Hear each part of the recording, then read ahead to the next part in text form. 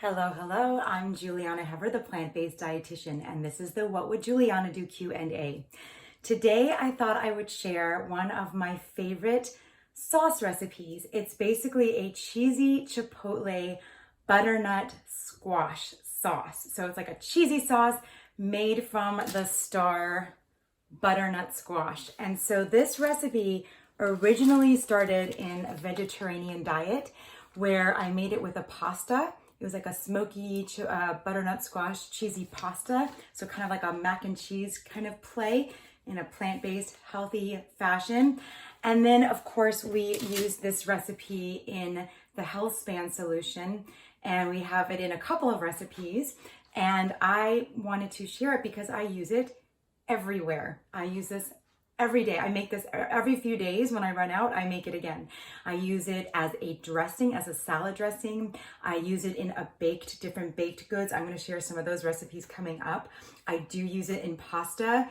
I use it all the time. So I wanted to share it with you because it's so easy, and it's 6 ingredients plus the beautiful butternut squash. So basically, here's what I've done so far. It's actually kind of still warm and toasty out of the oven.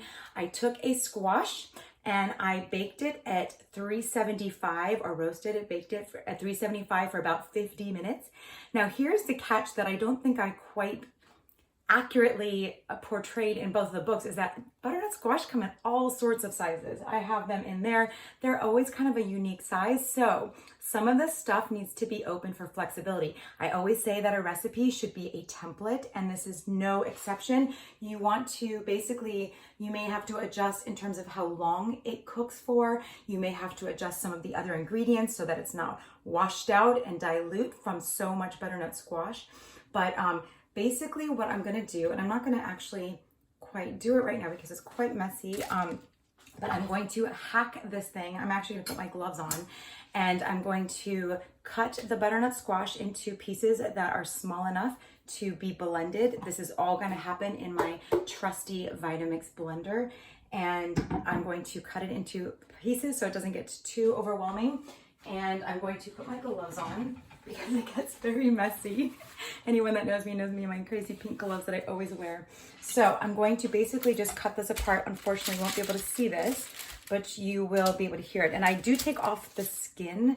It's not always easy to get off, but because of that, I wash the butternut squash before I put it in the oven, so that into pieces like that, you can still see the little steam coming off of it. So about that, I'm gonna just cut it one more time. Take off the skin. Oh, I love that. It smells so good. Butternut squash is amazing for all of the, amazing carotenoids and antioxidants, all these wonderful things that they have. Remember that carotenoids are incredible for your skin and for reducing risk for chronic disease. It's a really powerful class of phytonutrients, and there are several of them. There are the ones that you find in all of the leafy green vegetables. They're basically hidden by the chlorophyll because chlorophyll is so much more dominant, and it overwhelms the carotenoids. So that's about that. I have most of it in there right now. And I love butternut squash just in general, but it just serves as a wonderful flavor for this recipe. It makes it, there's a sweetness, but not too sweet.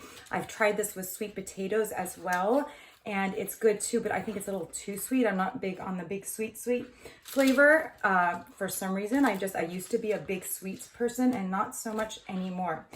Okay, so I've made a mess. I'm removing my gloves and I'm going to share with you what it looks like inside the blender so far. There is some skin left, but it's okay. Again, I cleaned the skin. I washed the butternut squash before I roasted it, so it is clean, and I don't mind eating a little extra fiber, which you're gonna get after you blend it. So that's fine with the skin. The skin is a little bit extra fiber. There's also certain different nutrients in skin. So if it's clean, especially if it's organic, feel free to eat a lot of the skins on your fruits and vegetables. It just make sure it's clean, and if it's not, make sure if it's not organic, scrub extra hard and make sure that it stays clean.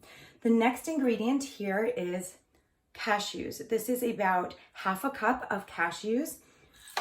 This butternut squash is about a medium average butternut squash. No offense, butternut squash, but you're pretty average. And so I think the ingredients, the way they are, will work. I do make this all the time. So it's like, I feel like I could do this, you know, with my eyes closed because I love it so much and I've been doing it for so many years. This is my favorite ingredient, nutritional yeast. It's got wonderful, you know, B vitamins in there, and it is a delicious cheesy flavor. I think that's kind of the essence of that cheesiness. And then there are 2 tablespoons of fresh lemon juice.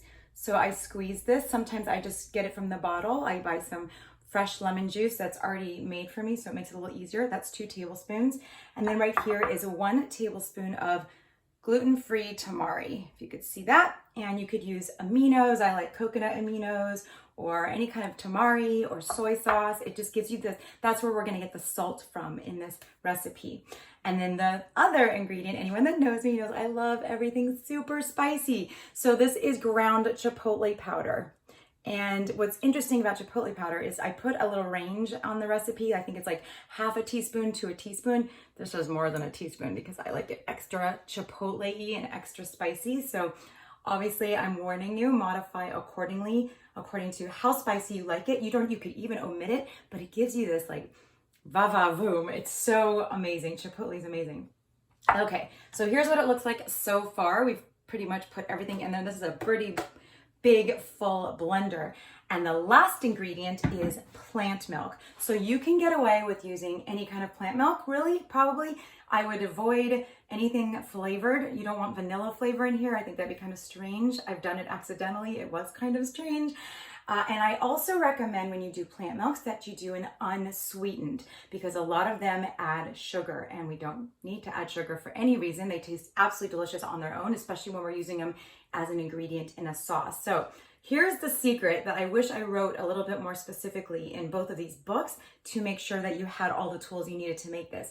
Right now, so I'm today using a unsweetened, unflavored almond milk. You could use soy, you can use rice, you could use oat milk is really popular these days. Hemp milk might be good, might be interesting. It'll add some flavor to it. Whatever you prefer, go for it. Again, recipe is a template. It's not strict and have to be perfect, especially when it's not baking, because baking makes things a little bit more, it's more chemistry involved. Okay, so I'm gonna pour this in and I'm gonna tell you the little added secret. So this is not enough. This was 2 cups. In fact, in the recipes, it's slightly less. What I've learned over making this, I don't know, hundreds of times probably, well, maybe dozens and dozens, I don't need to exaggerate. What I've learned that the secret sauce for this secret sauce is to make sure the plant milk kind of goes to the end, like the edge, the top. Cover all of the ingredients after they've been put in with your plant milk, because it will blend much easier and you'll get the right consistency. The other thing is you could start a little less. I'm going to start with this.